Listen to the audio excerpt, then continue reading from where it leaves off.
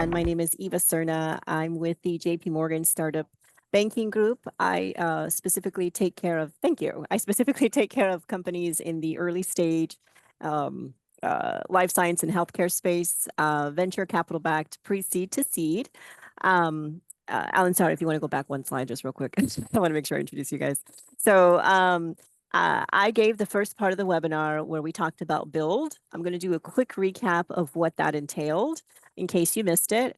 In case you did miss it, I know University Lab Partners does have a recording of it, so you can really take a look at that. It was a whole hour long on how to effectively build your startup. And today we have two of my amazing colleagues, Alan and Ari, who will speak to how to scale and how to exit.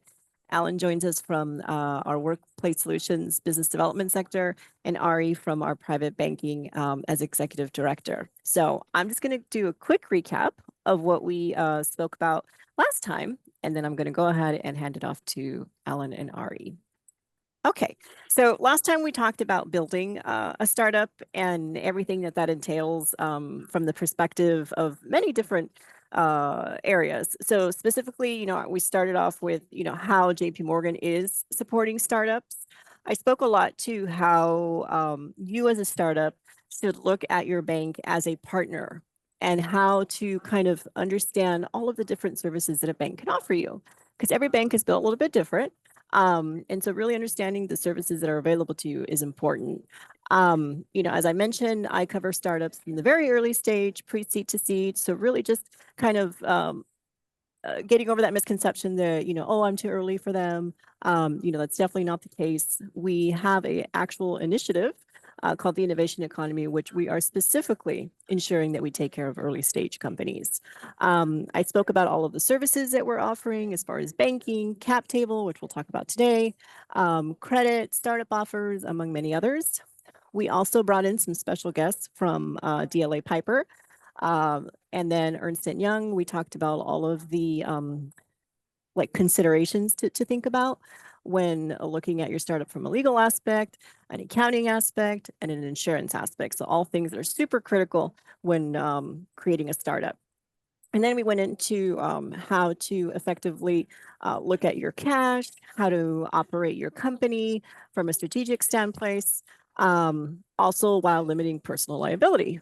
We talked a little bit about expense management, accounts receivables, payables, and then finally we went into the difference between debt and equity, understanding the pros and cons. And then at the very end, we talked about how to safeguard your assets from cybersecurity.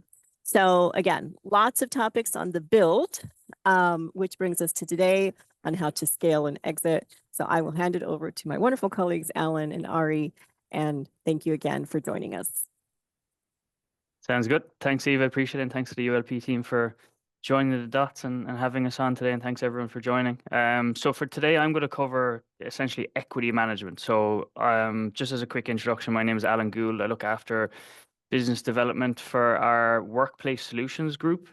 So essentially what our group does is manage equity for early stage high growth companies. So most of our clients are kind of in the region of pre-seed to Series C, the early stages of scaling and growing.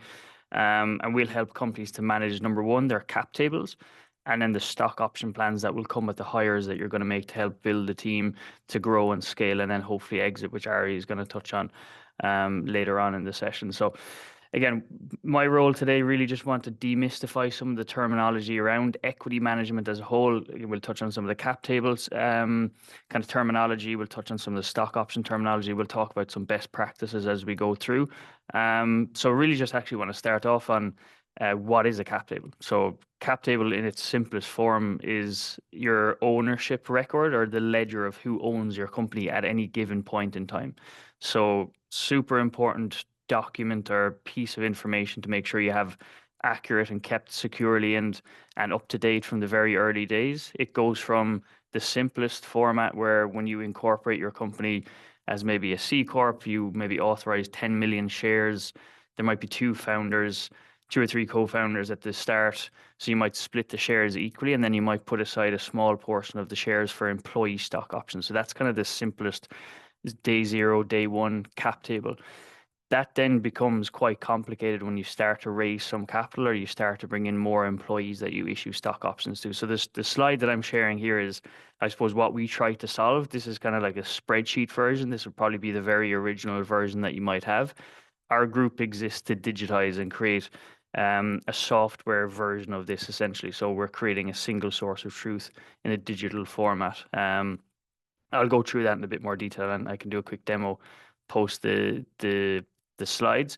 But this really is the first piece that you'll see. So see things like titles of individual shareholders, or we would refer to them as stakeholders. You'll have different types of shares. So you'll have common stock, you'll have preferred stock.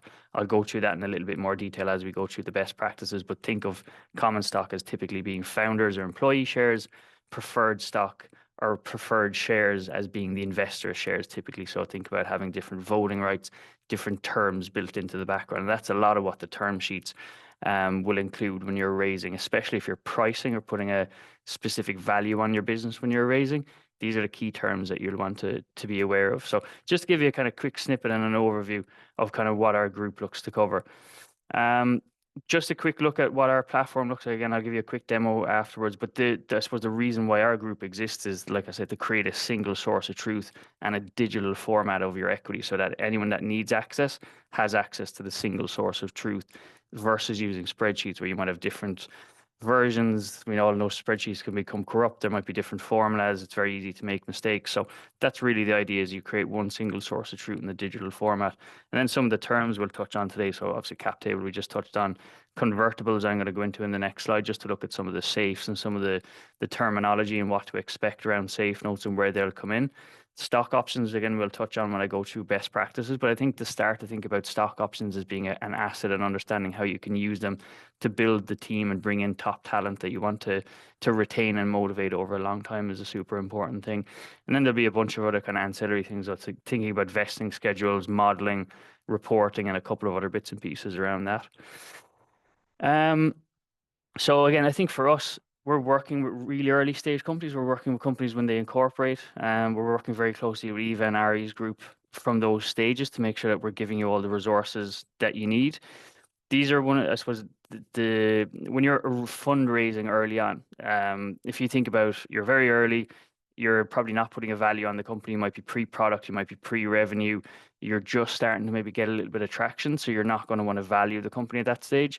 This is something that you're going to want to be aware of and understanding how to use it and when it will come in. So as a broad umbrella, this sits under convertible instruments, and these safe notes, which stand for simple agreement for future equity, they're the most common version that you'll see being used as an instrument to raise early stage capital. So again, main thing here is that you don't have to value the company until a later stage. So the idea of the safe being put in place and being used as the mechanism to raise early capital from investors is that it will convert into equity at some point in the future, depending on the terms that are set in that particular safe note.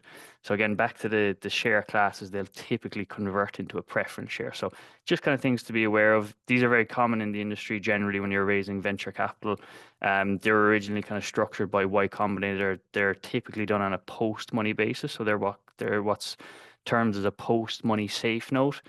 There'll be different terms in there. So you might have a discount or a valuation cap. You might have one or both, depending. And the idea there is that it gives a bit of it kind of creates a risk adjustment for the investor where they're writing the early stage check, and then they will get access to the upside, hopefully, when those safe notes convert into equity, and they kind of are rewarded for taking early risks for investing in your company. So just important piece to be aware of, understanding where it can be used. We'll touch on it again a little bit as we go through the best practices. So this really is what I want to concentrate on most today, and we'll kind of just kind of create the opportunity. If anyone has questions, pop them into the chat, or feel free to interrupt as well. I'm very happy to take questions during or after. So make it interactive and jump in with questions if you have any. And I think again back to the point of demystifying a lot. We kind of know a lot of this can be kind of jargon and kind of can be a bit confusing sometimes. And the idea we want to kind of get you comfortable with the terms, we'd also try to simplify them as much as possible. So this part in particular, I suppose this is really what we want to try and get across to founders, because we're having these conversations every single day with founders, but also with all of the other key stakeholders in the industry. So if you think of all the investors, the law firms, accelerators, other advisors in the industry. These are kind of the recurring themes that we see pop up week in, week out when we're having those conversations. So they're partly best practices, partly some pitfalls to avoid, and just things to be thinking about both tactically in the short term, but also strategically as you think about raising and as you grow and you scale. And again, back to Ari's point, as you're thinking about exiting. Um, so the first piece, and this is kind of like a spin on your typical banking term KYC, but in our scenario, it's know your cap table. So I kind of touched a while ago on when you incorporate your business, you're going to authorize shares. You're probably going to split the shares between your founders and the early team. Super, super important from like a founder dynamics perspective that everyone knows exactly what they own and everyone's on the same page and it's very clear and transparent. The second piece there is that you document this from a legal perspective. It's not something that's kind of pie in the sky and it's maybe a bit of an agreement, a handshake agreement. It's really, really important that you document this from a legal perspective. We work with a lot of the law firms very closely, and that's something that we'd always really encourage companies to have really good legal counsel. Might be a little bit of a cost early doors, but it's going to save you a huge amount in the long run just to get the right advice and to set you up for success as you grow, as you scale. So super, super important that you document that very clearly and very accurately from the early doors. The second piece is fundraising related. So again, as early stage companies, you're starting to think about fundraising. If you're starting to think about going on a venture capital journey, ultimately, it's going to be very different naturally if you're going to bootstrap the company or you're going to maybe raise different type of capital. But if you're going to raise venture capital, the cap table is going to be a really important piece of that equation. So both just from a practical perspective where if you're speaking to an investor, they like what you're doing, they maybe want to move ahead and go to more of a deep diligence stage where they're asking for some more information on the company. They're probably going to ask for a data room access, which means you'll have things like operating agreements, operating models, financial models, projections. You might have early LOIs, but cap table is also going to be one of the key pieces there that an investor is, number one, just going to want to see to understand what the company looks like from an ownership perspective right now. They're also, I suppose, judging all of these bits and pieces as they go through that diligence stage. So they're going to want to see that in a digital format and that it's up to date, clear, concise, and easy for them to navigate and digest. So super important that you have this up to date and ready to present. The other thing that we look at from this perspective, there's kind of two angles to it. So first, from the founder's angle, is dilution. So if you think about dilution, and again, if you decide to raise outside capital, think about increasing the value of the company, but decreasing the percentage of ownership that you have as a founder. So if you think about you start off at 100%, you raise a little bit of capital and you're diluted in terms of the percentage of the whole pie that you own, but the value of the whole pie is increasing. So again, it's kind of part of the decision. Do you want to go on a venture capital journey or are you going to raise different type of capital that's non-dilutive or some other type of growth trajectory? So just really, really important as a founder to number one, understand dilution, become comfortable with it, and then also plan for it. So when I show you a quick demo shortly, I can show you some of the tools we have for you to be able to map out dilution and understand what the impact will be for you as a founder. So again, it's a normal thing. It's part of the fundraising process, but you really want to think about owning as much of the business for as long as you can. So like there's lots of different examples where so like some of the big tech companies that might have IPO'd at some stage, some founders held on to quite a lot of the equity and some had close to zero at the time of IPO. So really, really important that you kind of think about this and plan for it from the early doors. The other side of this is from the investor perspective. So if you think of a venture fund and they raise X amount of capital, they're planning to invest in X amount of companies over a specific time period.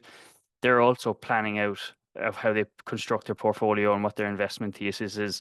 And they'll also have their own ownership targets and be planning for dilution. So say if they invested in your seed round, you're doing really well and you raise a Series A, they have some reserve capital to invest in the follow-on round, but then they mightn't invest post in the subsequent rounds and they're going to experience dilution. So they're kind of mapping that into their whole process and mapping it out as part of their ownership target. So I think as a founder, it's really, really important and puts you in a really strong position if you can understand that cap table and ownership cycle from both your own perspective, but also from the investor's perspective as you're navigating those conversations.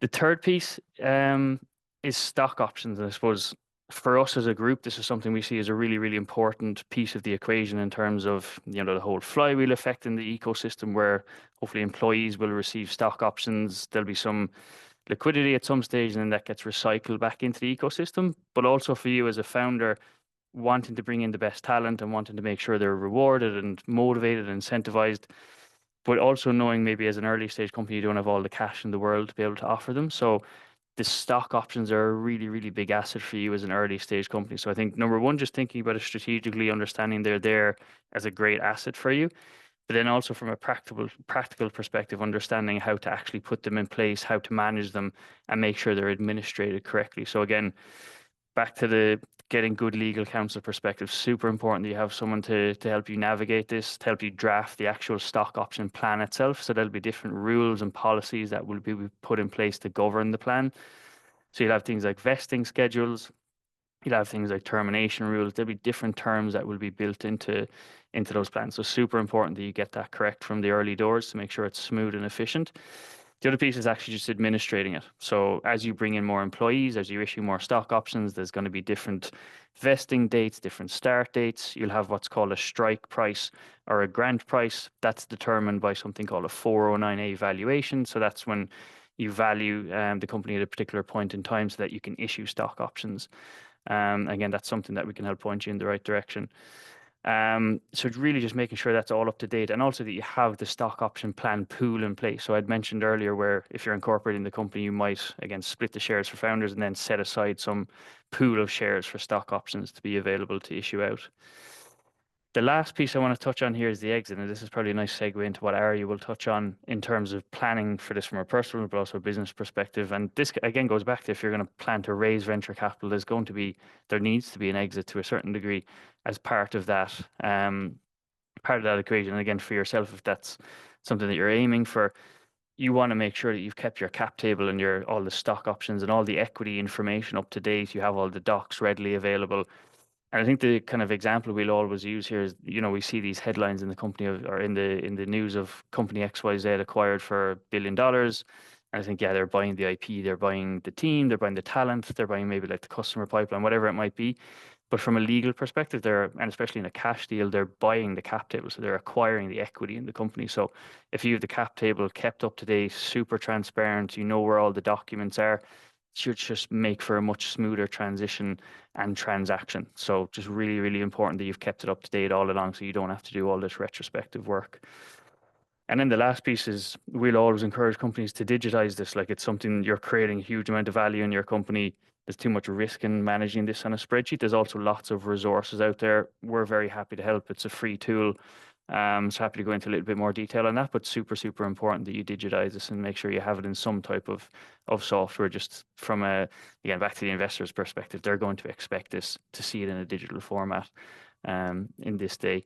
Alan, So, can I ask you just to talk quickly about sort of building on what I put in the chat and how someone might approach that, if they anticipate needing to raise less than, let's say, 100 million versus somebody who maybe is developing a drug, and it's a much longer and more expensive path. Can you just sort of cover how that could change the approach that they would yeah, take for sure. in And Eva, jump in here as in well, because I their think you'll have equity strategy? experience. Yeah, absolutely, Sandy. And Eva, jump in here as well, I think, because you'll have experience in terms of the specific companies and the types of rounds. I suppose as life sciences companies, there's probably bigger rounds being raised earlier because it's more potentially of a capital intensive early start to the business. Um, on our group, we work with companies from all industries and verticals. But yeah, ultimately it comes back to the fundamentals of how much do you need to raise, how much is 18, 24 months runway for your specific business. It's a very individual, specific thing, I guess. And naturally, that's going to affect, I suppose, dilution is the key thing that we would be pointing out there so that you understand what that will look like.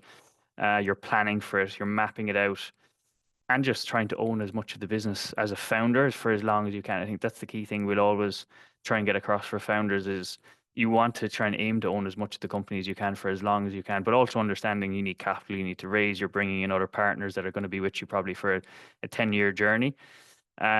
So yeah, I think the main thing here is just mapping it out and planning for it. I'll show you the modeling tools that we have in the product that will help you to map a lot of this out.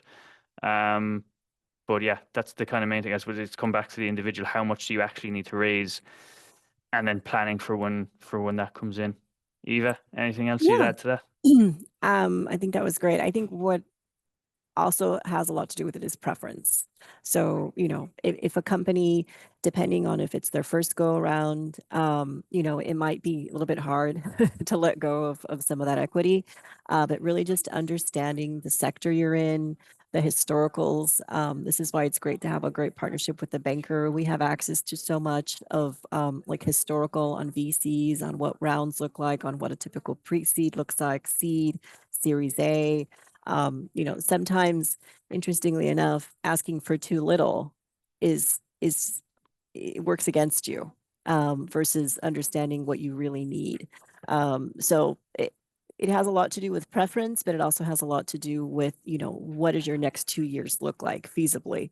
Having the experience to set a proper budget is also crucial, because again, you want to make sure that you're presenting something that is feasible and correct to what it is you're building. Also too, I would say, our group covers the pre-seed to seed stage, but our growth team, which covers Series A to IPO, can also speak greatly to, the different types of financing that there is. But again, you don't have to go about this blindly. Ellen's going to go into the modeling, but this is why it's so important that we talk about build and creating a network for yourself of expertise, from your banker to your lawyer to your accountant. You don't have to go about this blindly. Okay. So that's, I think, the main thing I would I would emphasize. Yeah, I echo it. I think that's always what we're saying to our clients is we can help obviously from the technology side of things and tracking and managing a lot of this, but it's so important to have the right folks around you from all angles. So having the right advisors, whether it's your banker, whether it's the law firm, the legal counsel that you get, it's so important to have the right folks around you that can see around the corners. And I've seen a lot of these scenarios play out in real time.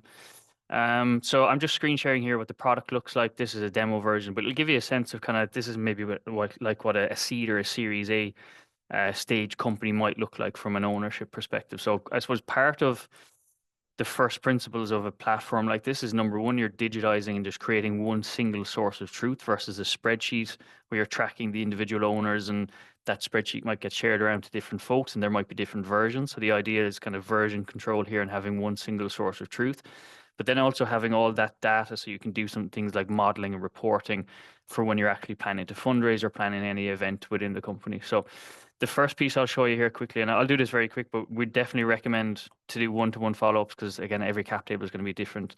So definitely recommend having a chat with our team if that's of interest.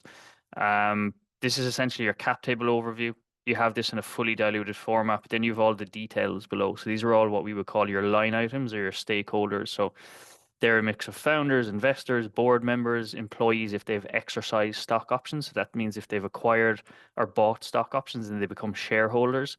So we're then tracking everything that they own as well as what round that they've invested in, the voting percentages, how much they've invested. You can search, filter, edit. And then generally across the platform, it's really easy to export and also generate detailed reports. So super easy to manage all of that. The other way I can look at the cap table is by share class. So again, this is back to planning, I guess, for what the cap table will look like, planning on what type of investors you're bringing in, the terms they might invest on. And this is where the stacks will start to get split out. So you'll have your common stock and then also your preferred stock. And that's kind of referred usually as the common and the preferred stack. So this just shows you the allocation to both at a high level. The other piece here that we touched on was the stock option plan. So oftentimes we'll see clients put in place maybe a 5 or a 10% stock option plan pool. So that means you have a pool of shares reserved to issue stock options to the top talent that you're bringing into the company. So this is just showing that at a high level. And then if I scroll down again, I can see all the detail. This is where our safe notes will sit outstanding. So if we're raising on any type of convertible instrument, convertible loan notes or safe notes, we're just showing these outstanding in limbo phase before they get converted. So there are your two kind of main cap table and ownership dashboards. In the background, we'll have a bunch of settings. So think about things like, again, share classes, vesting schedules. We have a bunch of company settings. So we can do things like digitize share certificates for when you're issuing stock or equity to any stakeholder. We're also uploading and storing all the financing and valuation history. And we can do things like exercise payments for employees for them to make the payments on the platform. We've board approvals functionality. We've a bunch of reports that can be done. This is the modeling tool that we've mentioned. So this is going to be a really useful tool for number one, uploading the safe notes if you do end up raising capital on safe notes. So it's super easy just to upload all that detail. You've all the kind of background terms. So again, things like discounts, caps, what it will convert to. You might have specific clauses. So things like most favored nations clauses are quite common in safe notes. And then you can upload all the legal docs. And then once all those are uploaded, you can use the round modeling tool here. So this basically allows you to plot out and kind of manage different scenarios based on individual models. So I've just created one model here where I've said I've raised a 10 million seed. I've then subsequently done a 25 million Series A. And then subsequently, I've done a 50 million Series B. And these are all on different pre-money valuations. So the seed was on a 50 pre-money, the Series A is on 100 million pre-money, and the Series B is on a 250 million pre-money valuation. So just allows me to plug in a bunch of variables. The other thing I can do here is re-up or refresh my stock option pool. So if day one I had a 10% stock option pool, I maybe issued 3% of that out to my employees. I raise some more capital. It allows me to refresh that back up to a fresh 10% for all the new hires I'm going to make. We can also convert the notes here. So you'll see there's a bunch of terms and kind of variables that we can change. We can change the discount, the cap, etc. And then I can update all around. So if I scroll down, this essentially gives me a full story of what the post-money cap tables will look like. So what the ownership of the company will look like post bringing in that new investment. So it just tells a nice clean story. Again, this allows you to map out your dilution. So you can see the individual dilution here for founders. And then it will also show you the pool refreshes, so I can hover over and see all the details. So this is a super useful tool as you're planning for fundraising. The last couple of things I'll skim through are stakeholders. So this is where we can give individual stakeholders a digital portal or experience so they can see their own info. So giving employees a portal, giving investors a portal. You can view what they view. We've all the email management built in. And then the very last thing is managing the stock option plans. So if I click on equity and go into plans, this is where I'll upload my stock option plan information. Again, this is where you'll have probably worked with a legal counsel to make sure you're drafting all of this correctly, and you can upload it all to the platform. We also have some digital signing and consent processes built in here, and then you can track all the issuances. So every time I issue a grant, it sits here in our equity grant scheme. So it's time stamping, it's showing the strike prices. We can action by do things like pause or accelerating vesting schedules. And then same for share transactions. So if you issue shares, we're automatically time stamping them and tracking them in here in the grant screen or in the share transaction screen. So that's a bit of a whistle stop tour, but hopefully that gives you a good sense of kind of what the product can do. Again, really welcome follow up if there's any individual questions, but hopefully that's been useful. Alan, and I go for we it. have a question in the chat. I was Cool. mentioning that this service is complimentary to the startups up to 100 stakeholders. Yep. And the question is, what happens after 100? Yeah, absolutely. So it's available through, if you're a client of Eva's group, that it's available up to 100 stakeholders for 3 years. Post the 3 years, it would just go back to our standard pricing. So standard pricing is 0 to 40 is free, 41 to 100 stakeholders is $2,000 per year, and then 101 to 200 stakeholders is $4,500 per year. So depending on how many stakeholders. Sorry. When you say 100 stakeholders, does that mean per company? Exactly, per Yeah. company. So if I go back to stakeholders here, for example, we will basically count as stakeholders anyone who's on the cap table or who could potentially be on the cap table in the future. So we would exclude administrators. Maybe if your law firm has an access or your accountant or any advisors that don't have equity, we'll exclude them from the stakeholder count. So it's investors, employees, board members, advisors, anyone essentially with a stake or who could have a stake. Okay, great, thanks. Cool, of course, appreciate it. Conscious of time, so I'm going to pass it over to Ari to cover the exit planning. So yeah, hopefully that's been useful and look forward to speaking to some of you soon. Appreciate it. Good morning. My name is Ari Kasuda. I'm a banker in JP Morgan's private bank, based out of our Orange County office in Irvine. The topic that I'm going to cover today might feel too early for some of you who are still building the foundation of a successful company, but knowledge is power. And there's some simple steps that you can take and evaluate as you scale your business now. So the first slide that we're on right now highlights something that I know always elicits a reaction from those that are looking at it. And I'm going to guess that most of you focus your attention to the bottom right box, taxes. And I know the big part of building a business can be, methods that you can take to avoid taxation. And we're going to talk about that in a couple slides. So just know that when wealth is created from an exit, it can go to 4 places individually, or it can go to 4 places at the same time, or within the wishes of a family's estate. And so again, we're going to get into that with qualified small business stock, but I really wanted to start with the next slide, which is a pyramid that I'd encourage you guys to save or print or keep handy as you think about your plan for your business and your family's estate. Because being a founder comes with so many demands, and what we find is often missed is just the attention that needs to be paid to the foundational building blocks of wealth. And so we're going to highlight a few of these in detail in conjunction with the professional advisors who play a role in this pyramid on your guys' behalf. So at the bottom of the pyramid, I think it's pretty obvious, local and state laws and practices. You don't really have a business unless you've taken the steps to establish and register a business, which includes how you plan to organize, whether it's a sole prop, member, manager, managed LLC, S Corp, C Corp. A professional advisor that's going to play a critical role here is your tax advisor, also your legal advisor, who understands your family's position, the goals you have for the business, and can recommend the right structure for your business from day one to when you scale. Next, what you're going to see is proper account titling and beneficiary designation.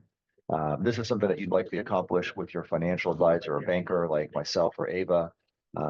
If your family has a trust, are your non-retirement accounts titled in the name of your trust? Do your retirement accounts list the proper beneficiary? How do you own your business? Or how do you own your business accounts? Are they showing proper ownership? Again, your financial advisor or banker would also benefit from knowing your tax advisor, so that as they're making decisions about aspects of your wealth, it needs to be consistent with your plan, and also ensuring that the account titling and beneficiary designations are up to date. Were you married? Are you no longer married? Are your kids old enough? And right now they're young, and soon they'll be old enough, and maybe they can be direct beneficiaries. So you want to involve your banker and your tax advisor in these types of conversations. The next section is something that a lot of people dread, and that's implementing a will and a trust, power of attorney, a healthcare advance directive. The number one reason that we see people delaying this step is that they really feel like they're going to have a disagreement with their partner on who would take their children in the event of both parents' demise. So it leads to a lot of uncomfortable conversations, but these are necessary conversations to have in order to establish a family trust where you could then lay out your wishes in an unfortunate event. So here you'd find that an estate attorney is going to be part of your professional advisor team, leading the legal aspect of your estate. And many of us are familiar with revocable trusts, but when you dig into estate law, you'll find that there's no shortage of acronyms like a GRAT, which is a grantor retained annuity trust, or a SLAT, spousal lifetime access trust. There's 26 of them in a matrix that we have. They all have particular uses. It can be very confusing even for myself that here's a lot of these things day in, day out. So having a good estate attorney that is going to help guide your plan and make sure that documents are being created that's consistent with your wishes is really important, even when you're just starting out. So as we go up the pyramid, one section that you might think is not a huge part of it, but it can be, is the life and property and casualty insurance. So for some families, their insurance advisor is a key part of their financial team. But in most cases, just getting started and protecting your family by evaluating life insurance options and umbrella policies. But the policy that I wanted to highlight for you all as you're building a business is something called key person insurance. And so I'm going to share an unfortunate story that highlights the reason for key person insurance and how it fits into a scaling business's plan. Is that I had a client who last year passed away. He was in his early 40s. He was running a successful business, but the family was fortunate because not only had he purchased life insurance, which most of us would have, but he also purchased key person insurance, which allowed for, which is paid for by the business, with the express purpose of continuing the operations of the business, hiring a capable replacement, costs related to the sale of the business, settling debts that the business might have. And so my client was really the engine that drove the company. So finding a CEO where that could pick up where he left off was expensive and nuanced. And Keeper's Insurance really helped offset that cost so that the business could continue to produce income that the family needed to survive, to continue their lifestyle. It also played a key role in proper account titling, which is at the bottom of the pyramid, right? Some of the business accounts were owned individually. And so when he passed, those accounts were frozen. Other accounts in the business were owned by the trust.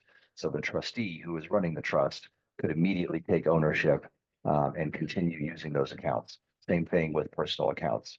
Personal accounts that were the name of the business or the name of the trust were able to be accessed. Personal accounts that were just in his individual name, those got frozen and got held in probate. So, I didn't want to make a too dark of a turn, but it is important because these things happen, as we all know. And so having this kind of foundation, this proper plan, really, really allows your family to continue, one, grieving, and two, continuing, their lifestyle so that there isn't, too much of a hiccup. And so the last item on this pyramid that I'm going to highlight is the retirement account contributions. And so it's, too often that our business owners are busy building their business, inventing or scaling, finding investors, but not taking care of their wealth, while they're creating wealth within the business. And so again, your financial advisor, your tax advisor, will a good one will draw you back towards continuing to contribute to a 401k, an IRA or a Roth, which all can be used in conjunction. And so it's important that you take care of yourself and your family while you're building, while you're planning for what you hope to be a very successful exit. So let's jump to the next slide. And I know we want to leave some time for Q&A, so I'm going to cover this one quickly. So QSBS, what is it? Qualified Small Business Stock. Hopefully some of you have heard this before. And when you think about qualified small business stock, you think about your tax advisor as being a good source of information because QSBS is designed to allow for 100% of capital gains to be free from federal taxation when business stock is sold up to the greater of 10 times your initial amount or $10 million. And that amount is getting increased this year and will continue to get increased.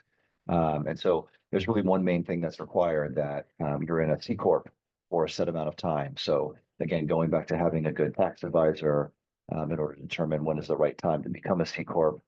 If you're not already a C Corp and your ultimate goal is an exit and of course to minimize taxation, it's important to consider this aspect of it's nuanced. There's a lot of different things that you need to have in place for QSBS to be activated. So really, this is where your tax advisor, your estate/legal advisor, your financial/banker advisor will all work together as you identify that you might be thinking about an exit for a business.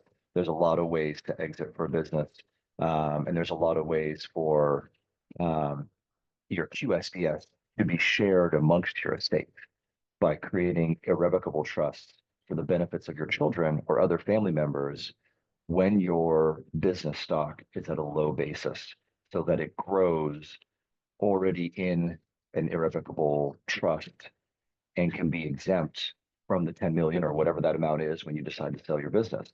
So think about, you sell your business for $40 million, you're getting 10 million, and you have 3 kids and they're all getting $10 million and you paid no taxes on any of it. That's some of the things that can be accomplished when you set your QSBS up for success within your family's estate. There's other advisors that you might find or that you will find when you're making a determination of how to exit your business, right? Like investment bankers or valuation specialists. So there's going to be no shortage of people who are going to be involved in your life as you're thinking about this. And USBS is just something you want to have in the back of your mind, the C Corp, and setting up time to talk with your tax advisor about how you're going to position yourself and your estate to benefit the most from this tax exemption that the government has given all of us.